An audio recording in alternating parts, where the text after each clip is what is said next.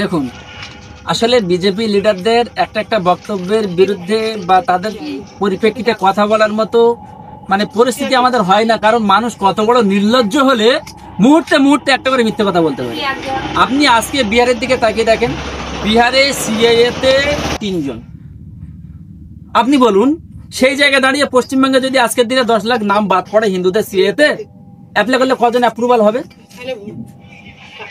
মানুষের মধ্যে যদি ন্যূনতম বোধ বুদ্ধি থাকে তাহলে সে বুঝে যাবে যে বিজেপির লিডার মানেই মিথ্যুক, বিজেপির লিডার মানেই ওরা হচ্ছে, সত্যি বলতে কি, ওরা হচ্ছে দেশ বিরোধী। এখন আমরা ওদেরকে ভারত বিরোধী বলে মনে করি, কারণ ভারতের মতো একটা সম্প্রীতিমূলক দেশে যেখানে একটা মানুষ কন্টিনিউ হেট স্পিচ দিয়ে থাকে, সারাক্ষণ দেখো হিংসা হিংসা হিংসা, কি করে মানুষের মধ্যে সন্ত্রাস বাড়ানো যায়, কি করে মানুষের মধ্যে ভেদাভেদ বাড়ানো যায়।